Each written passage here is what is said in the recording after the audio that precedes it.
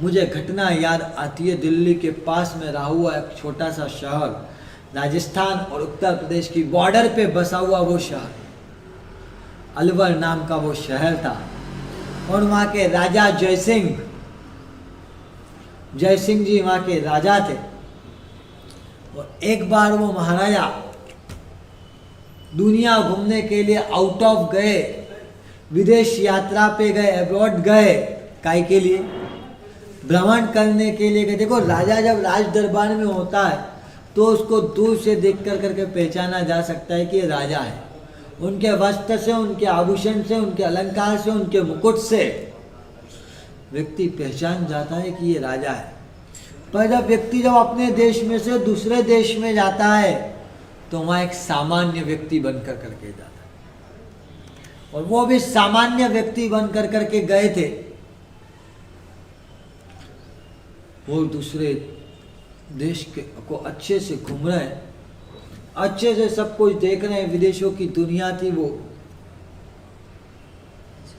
British का ही कोई देश था, वहां पर उनका भ्रमण चल रहा है। और एक दिन वो अपने होटल में से निकलते हैं और घूमते घूमते घूमते घूमते सिटी में घूम रहे हैं। और घूमते घूमते वो एक शोरूम पर पहुंच जाते हैं। कहाँ पे जाते हैं? शोरूम पे जाते हैं। और वो वहाँ जाने के लिए अंदर प्रयत्न करते हैं। तब वहाँ पे शोरूम के बाहर खड़ा हुआ व्यक्ति बोलता है, इसके अंदर एंट्री, कुत्तों को, इंडियंस को अंदर जाने की अनुमति नहीं है, परमिशन नहीं है। किससे तुलना कर दी? कुत्तों और इंडियंस की अंदर जाने की अनुमति नहीं है। महाराजा जयसिंह को बड़ा ही धक्का लगा। इसने मेरा नहीं, मेरे देश का अपमान किया है। इसने हर एक भारतीय नागरिक का अपमान किया। इसको सजा दी जानी चाहिए, इसको सबक सिखाना पड़ेगा। पहुंचे वापस अपने होटल। 5-7 दिन तक विचार घूम रहा है क्या करना है। इसको सबक तो सिखाना है, कैसे भी कर कर कर। फिर समाचार पहुंचा उस शोरूम के मालिक को कि हिंदुस्तान के अलवर के महाराजा आपका शोरूम क्या करना चाहते हैं? देखना चाहते हैं, वहाँ एक विजिट करना चाहते हैं। वो भी खुश हो गया, पधारो महाराजा, पधार रहे हैं। पिछली बार सामान्य नागरिक बन करके गए थे, कुछ व्यवस्था नहीं थी। अब की बार गए अपने राजा पद को लेकर के गए थे और उसी ठाट बाट के साथ गए। तो जहाँ पे उनको भगा दिया गया था वहाँ पे क्या बिछाई गई थी? Red carpet. उनका भव्य स्वागत किया गया। अंदर गए, उन्होंने पूरा शोरूम देखा। रोल्स रॉयल का शोरूम था। किसका था? रोल्स रॉयल का शोरूम था। उस शोरूम को देखने के बाद शोरूम में जाकर करके बैठे और पूछा, आपके यहाँ आप ये गाड़ी बेचते कैसे? बोले ये गाड़ियाँ बहुत महंगी होती है, पर हम इसके ऊपर क्या इंस्टॉलमेंट से दे दी जाती है। कैसे दे दी जाती है? इंस्टॉलमेंट से दे दी जाती है। कोई भी खरीद सकता है, आप भी ले जाइए, आपका भी इंस्टॉलमेंट हो जाएगा। मुझे इंस्टॉलमेंट से नहीं लेना, सिंगल स्टेप में मुझे पेमेंट करना है। बताओ कितने की है? और ये बहुत महंगी है, कोई भी सिंगल पे स्टेप में इस गाड़ी का पेमेंट नहीं कर सकता है। मैं बोल रहा हूं मुझे सिंगल स्टेप में करना है। शोरूम वाला भी चमक गया, क्योंकि आज तक किसी गोरे की हैसियत नहीं हुई थी कि पूरा का पूरा 1 स्टेप के अंदर पेमेंट दे दे, फुल पेमेंट दे कर करके वो गाड़ी लेकर करके चले जाए। पर यहाँ तो गए जयसिंह जी, किस बात को लेकर करके गए थे? सबक सिखाना है, इसको समझाना है, इसके अक्का ठिकाने पे लेकर करके आना है। इसने मेरा नहीं, मेरे देश का अपमान किया है, मेरे देश के हर एक भारतीय नागरिक का अपमान किया है, तो इसको सबक तो मिलना चाहिए। कौन बोल रहा है? जयसिंह। गाड़ी की कीमत वो बताता है, करोड़ों की गाड़ी की कीमत वो बताता है।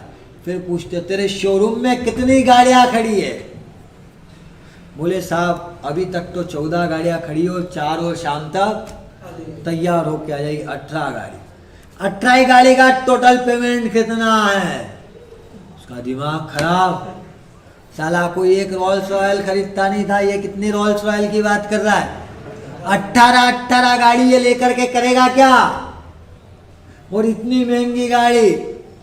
बोले लोग एक गाड़ी खरीदने में लोगों को पसीना आ जाता है। हमारे देश के अंदर, मेरे देश के अंदर कोई व्यक्ति एक गाड़ी खरीदने के पहले भी 100 बार सोचता है, और उसका फाइनेंस कैसे होगा, उसकी इंस्टॉलमेंट कैसे भरेगा, सब कुछ विचार करने के बाद वो गाड़ी लेता है। और ये कितनी गाड़ी लेने की बात कर रहा है?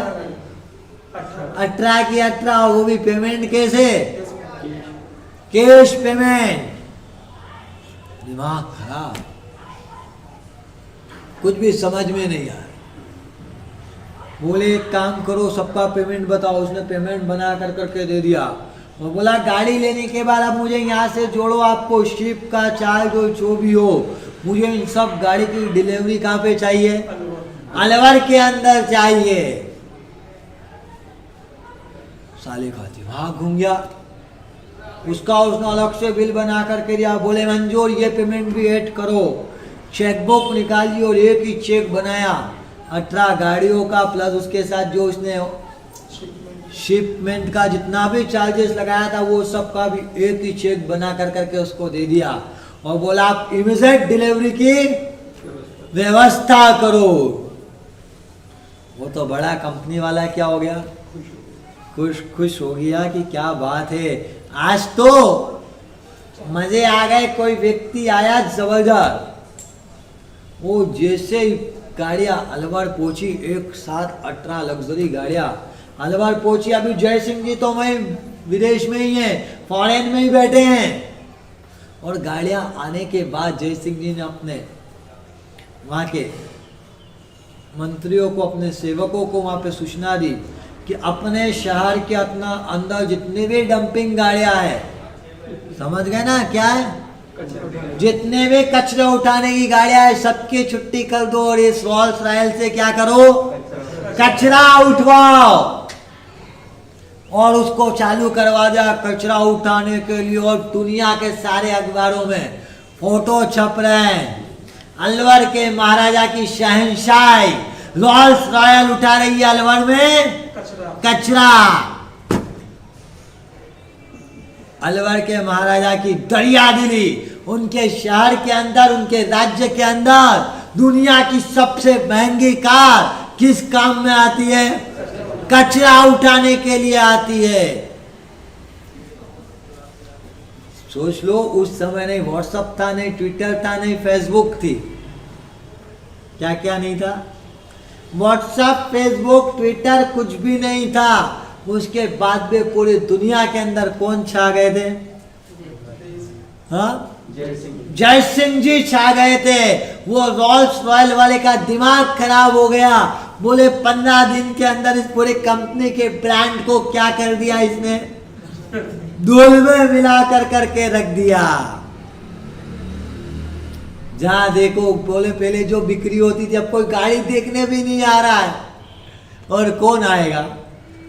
जहाँ पे उस लग्जरीज कार की वैल्यू कचरे के लिए हो, उसके फोटो छपते हो, वो गाड़ी जाके खड़ी होती है, उसके पीछे से डिक्की खुलती है और लोग उसमें क्या डालते हैं? कचरा, और वापस वो बंद हो जाती है। दिमाग खराब। बोले ये क्या कर दिया? अगर उस समय फेसबुक, व्हाट्सएप होते तो क्या होता? हाँ, क्या पता कैसे क्या कहाँ तक पहुंचा देते। बिना सोशल मीडिया के भी उन्होंने उस पूरी कंपनी की क्या कर दी? क्यों खराब कर दी? उनकी कोई उससे दुश्मनी नहीं थी। उस कंपनी को अभिमान था, उसके मैनेजर को अभिमान था। उसने हमारे देश की इंसल्ट की और उस इंसल्ट के परिणाम के अंदर उन्होंने अपना सामर्थ्य बता दिया। जय सिंह जी को 15-20 दिन के बाद समय निकलता गया, 3 महीने व्यतीत हो गए। 3 महीने बाद वो रोल्स रॉयल के वहाँ से मैसेज आया, साहब आपके साथ हमारे कंपनी के मालिक मिलना चाहते हैं, हमारी क्या गलती हो गई वो गलती बता दीजिए। जय सिंह जी से मिला, जाकर के मिला। बोले मैं आपकी माफ़ी मांग लेता हूँ जय सिंह जी साहब, मेरी माफी मांगने की आवश्यकता नहीं है। आपने मेरा अपमान नहीं किया, पर आपने हमारी गाड़ी की ऐसी दुर्दशा क्यों कर दी? जो दुनिया की सबसे टॉप लेवल की गाड़ी थी, जो सबसे टॉप लग्जरीज गाड़ी में आती थी, आज उस गाड़ी को 3 महीने में कोई खरीदने तक नहीं आ रहा है। क्यों नहीं आ रहा है? कचरा उठाने वाली गाड़ी बना के रख दिया। हमने ऐसा क्या आपका बुरा किया था? आपने पूरा किया था मेरे देश के लिए, हर एक नागरिक का अपमान किया था। आप आपके अहंकार के अंदर मशगूल थे, और उस अहंकार के अंदर आप आपके आने वाले कस्टमर का विनय नहीं कर सकते। और आपने आपके ग्राहक को तो छोड़ो, आपने देश का असम्मान किया था, तो उसकी सजा दी जाती है। बोले आप लोग तो दरिया दिली होते हैं, भारतीय व्यक्ति तो किसी को भी माफ कर देता है, वो तो बड़ा ही रहम दिली होता है, मेरे इस गलती को क्षमा कर दीजिए। तब जय सिंह जी ने बड़ा अच्छा जवाब दिया। बोले व्यक्ति गलती से भूल कर दे तो उसको क्षमा किया जा सकता है, पर आप जो कर रहे थे वो क्या था? जानबूझ करके किया गया था। और जब व्यक्ति अपने स्वयं की इच्छा से गलत कार्य करे तो उसको सजा दी जानी चाहिए। अगर अब आप इसके लिए चाहते हो तो आप एक लेटर लिखो और सारी मीडिया के अंदर दो कि मैंने भारत के हर एक नागरिक का अपमान किया है, और मैं भारत के हर एक नागरिक से क्या चाहता हूँ? क्षमा चाहता हूँ, मुझे भारत का नागरिक माफ कर दे। ये जब आप लेटर लिख करके दोगे तभी क्या होगा? तभी माफ किया जाएगा। किसने ये बात बोली? अब जय सिंह जी ने बोली, वो रॉल्स रॉयल वाला करेगा क्या? उसकी तो पूरी की पूरी धूल हो गई। बोले साहब मैं लिख करके दे देता हूँ। उन्होंने लेटर लिखा, उनके मीडिया के अंदर छपाया। वहां पे आज भी क्या हो रहा है? आज भी सही बताना, रेसिज्म किस तरह